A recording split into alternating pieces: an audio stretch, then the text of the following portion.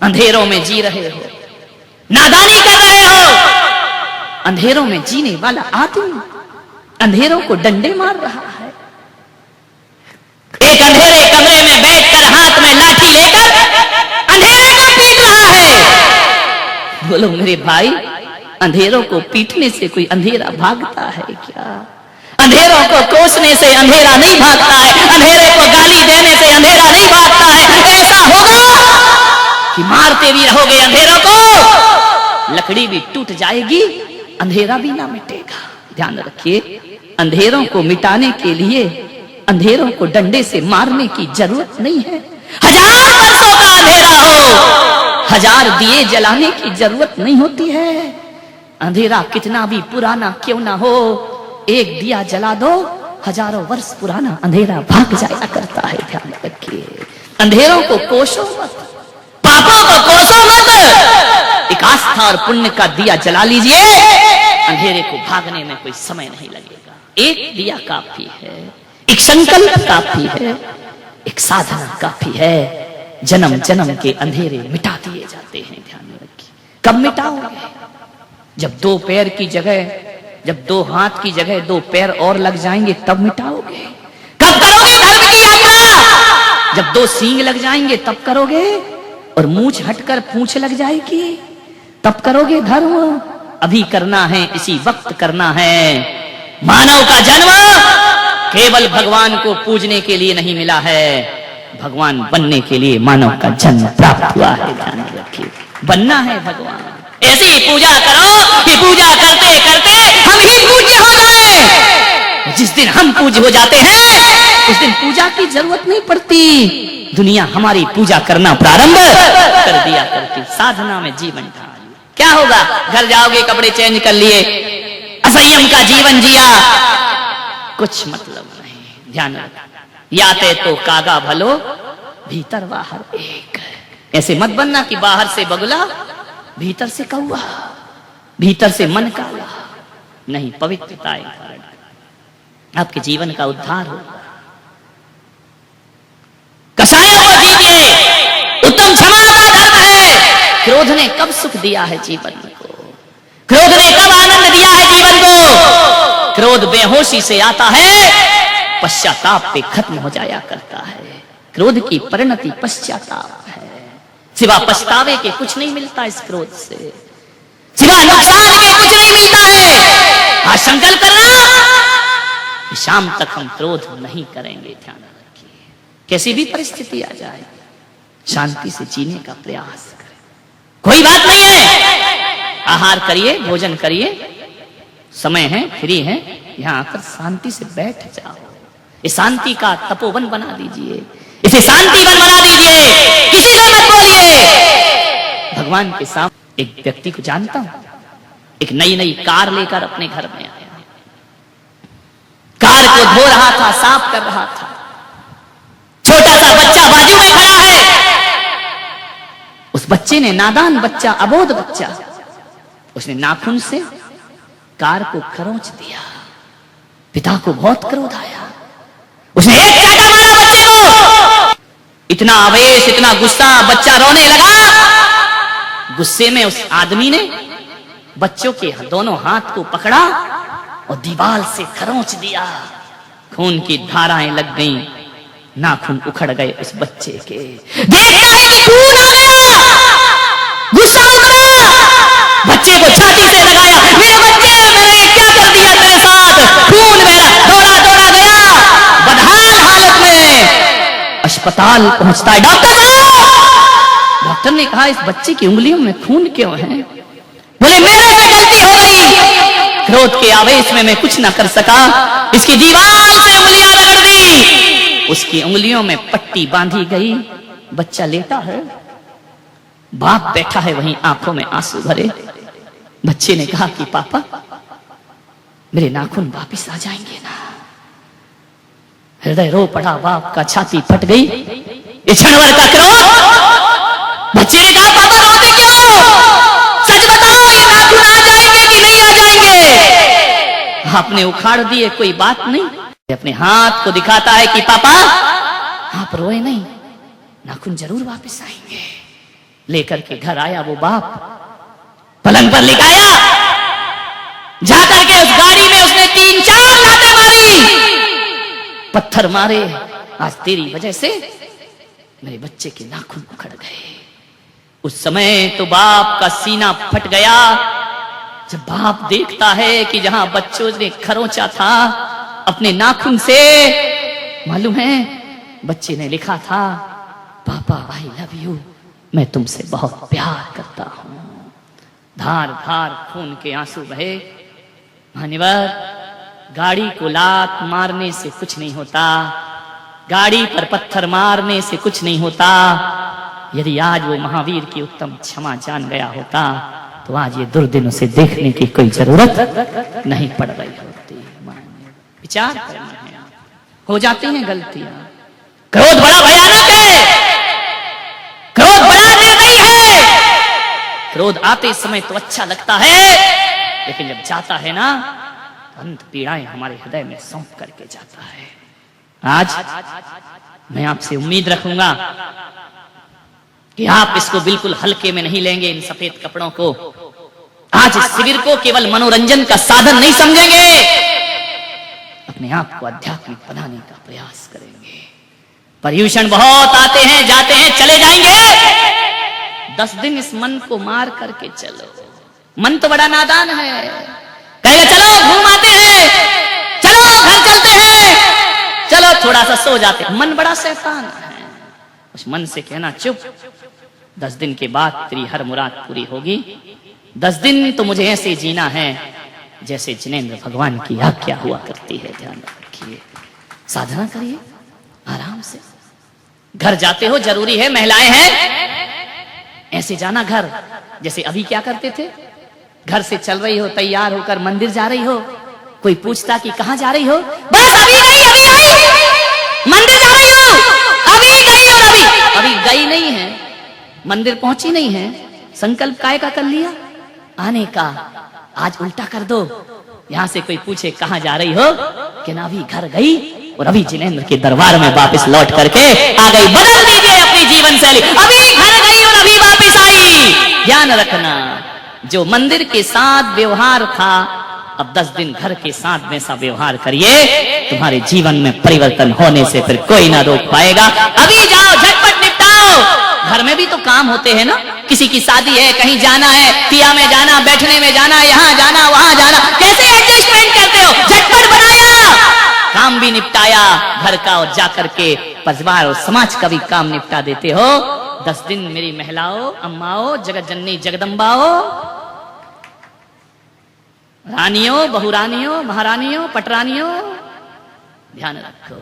10 दिन ऐसे जी लो, या अभी गए अभी वापिस आए, ऐसे जाओ जैसे घर मेरा नहीं है। ध्यान रखिए, मेरा घर समझकर मत जाइए, कर्तव्य समझ करके जाइए। बच्चे हैं, परिवार है, झटपट व्यवस्था करो।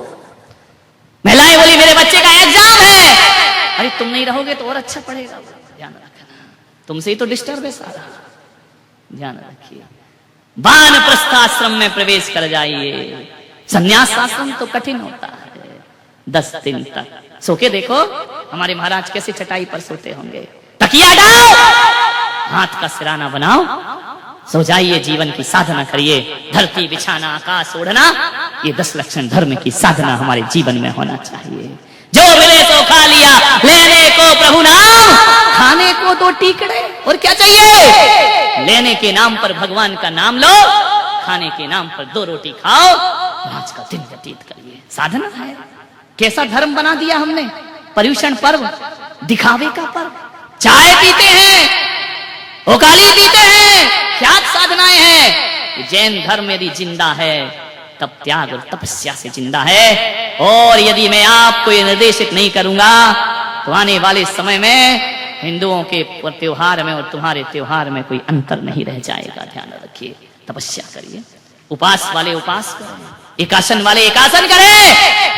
शाम को जो जल फल की छूट है वह तब है जब ब्लड प्रेशर लो होने लगे, जब आपकी साधना ना हो सके, आपको लगे कि हमसे चलते नहीं बनेगा, आपको लगे कि आकुलता बहुत ज्यादा होगी, परेशानी होगी, तो लीजिए, अवॉइड करिए। अवॉइड नहीं करेंगे नहीं तो कल कई तो ऐसे शिवरात्रि होंगे कि सुबह से ज्यादा शाम को लेकर के आ जाएंगे। यही आपसे मेरा निवेदन है, बड़ी विनम्रता पूर्वक दोपहर को 12 बजे सामायिक सिखाई जाएगी। उसके बाद मंत्र जाप होगा। एक चीज आपसे कह सकता हूं, आप अपने नाम यहां लिखा दीजिए। नमोकार महामंत्र जिसका 1.25 करोड़ जाप अपने को करना है। एक बोर्ड यहां पर लगा होगा बाहर, जिसको जो समस्या हो पढ़ना नमोकार ही है, मास्टर की है, 100 ताले की एक चाबी। लेकिन ध्यान रखना, मैंने बताया था ना कि स्विच बोर्ड पर जो 3 पिन लगा रहता है, 3 पिन तो एक ही होगा, लेकिन जो प्लग डालोगे वैसी धारा प्रवाहित होगी। नमोकार तो एक ही है। जिसको आर्थिक परेशानी हो, जिसको शारीरिक परेशानी हो, जिसकी पढ़ाई में मन ना लगता हो, जिसके व्यापारिक दिक्कत हो, ऐसे अभी बाहर बोर्ड लगा होगा, उस कलर का दीप जलाया जाएगा, उस कलर का तेल डाला जाएगा और उसके सामने, सबके सामने दीप रखा होगा। नमोकार मंत्र का जाप करिए। कोई 20 माला जपो, कोई 25 माला जपो, कोई 100 माला जपिए। आपको आज से नहीं, कल से ये व्यवस्था शुरू होगी। तो जो जितनी माला जपे, सबको कॉपियां मिली हैं, उसमें लिख लीजिए आज मेरी इतनी माला हो गई। और आखिरी के दिन यहाँ पर हवन यज्ञ के माध्यम से आपके उस पुण्य को 700 पुण्य में बदला जाएगा। मालाएं सबको दी गई हैं। दोपहर को 12 बजे से लेकर 4 बजे तक आपको जितनी मालाएं जप सको जपिए। कोई 1 बजे आए, कोई 2 बजे, लेकिन 12 बजे की सामायिक में सभी आने का प्रयास करिए। और उसके बाद एक क्लास दोपहर को मैं आपकी लूंगा 4 बजे, 4 साढ़े 4 बजे, और 5 बजे आपको स्वल्पाहार, फिर यहाँ प्रतिक्रमण के कार्यक्रम होंगे। उसके बाद ठीक 6 बजे, 10 दिन आप सब छोड़िए, स्वल्पाहार यहीं मिलेगा आपको। 12 बजे के बाद 1 बजे से छुट्टी मिल रही है। आप सब व्यवस्था रखे आओ, क्योंकि हर किसी का पति जैन नहीं है, वो शाम को भी खाएगा। ले आओ के ना, खाओ भाई निशाचर, जब तुमको खाना है खाओ, डिब्बा बना के रखे आओ और भागे आओ यहाँ पर। और शाम को महाआरती यहाँ पर होगी। बहुत अच्छे कार्यक्रम शाम को होंगे, आप अटेंड करिए। कल सुबह आपको 5:30 बजे आना है। मेरे कहने से नहीं, दूसरे के कहने से नहीं। और ये जो बैग आपको दिया गया है, ये रोज लेकर जाना है, रोज वापस लाना है। ध्यान रखिए, ताकि आप रोज रोज इसकी जरूरत पड़ेगी, आप लेकर जाइए, आइए। और अभी यहाँ पर मैं आहार में जाऊंगा, आप अपने मेरे चक्कर में नहीं रहेंगे कि आहार महार देखेंगे, ये लफड़ा नहीं। यहाँ से जहां भोजनशाला कहाँ इनकी, जनकपुरी, वहां बारात जाती है।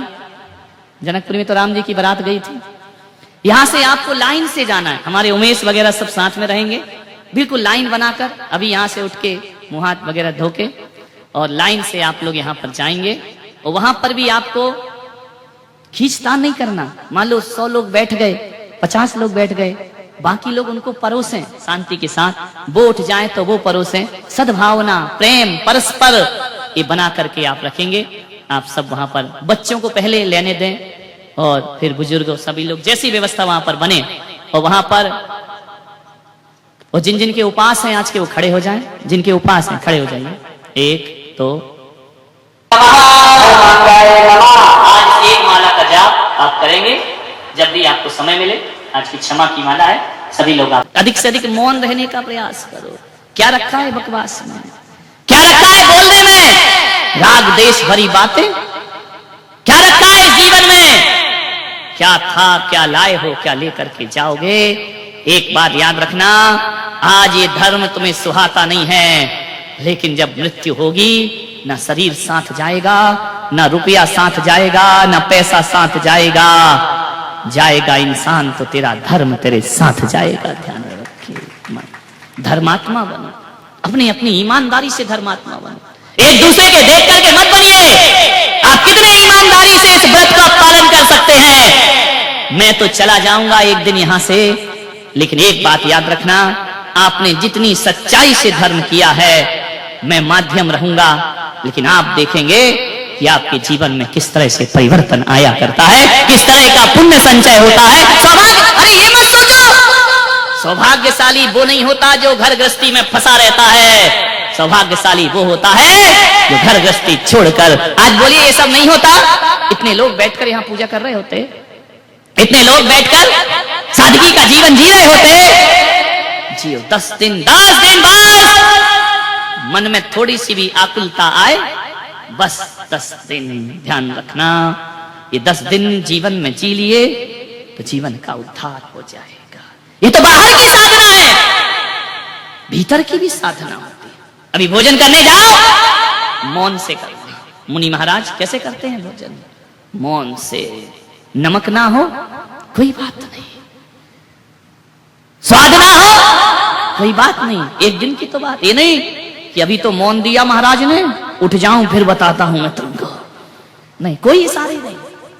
लगना चाहिए आपकी भोजनशाला ऐसी ना लगे कि किसी शादी बारात में तुम लोग आए हो, ऐसा लगे जैसे किसी यारिका और महाराज के आहार हो रहे हो। ध्यान रखिए, इतना पवित्र जीवन, एक दिन 10 दिन तो साधना करो जीवन, बिल्कुल पवित्र भोजन, मौन पूर्वक भोजन, जो परोसा जाए ग्रहण कर लीजिए। शिकायत नहीं, बाद में भी शिकायत नहीं, शांति से साधना। जितना जितना मैं साधना में उतरूंगा उतना उतना जीवन का आनंद होगा। क्या चाहिए इससे तुमको? ना धन ना दौलत, कुछ नहीं चाहिए। हे भगवान, इन 10 दिनों में कपड़े उतरे या ना उतरे, तुम्हारे ईश्वर उतर जाए हृदय में तो 10 लक्षण मनाना सार्थक और सफल हो जाए। क्या चाहिए? तुमने पा लिया सब कुछ, और क्या पाना है? पाना नहीं जीवन को, बदलना है साधना। पाना नहीं जीवन को, बदलना है साधना। धुएं सा जीवन मौत है, धुएं सा जीवन मौत है, जलना है साधना। पाना नहीं जीवन को, बदलना है साधना। मुड़ मुड़ाना बहुत सरल है, मन मुंडन आसान नहीं। मुड़ मुड़ाना बहुत सरल है, मन मुंडन आसान नहीं। व्यर्थ भभूत लगाना तन पर, गर भीतर का ज्ञान नहीं। पर की पीड़ा में मौसा, पर की पीड़ा में मौसा पिघलना साधना। पाना नहीं जीवन को, बदलना है साधना। साधना करिए, कुछ नहीं पाना है, जीवन को बदलना है, विचारों को बदलना है,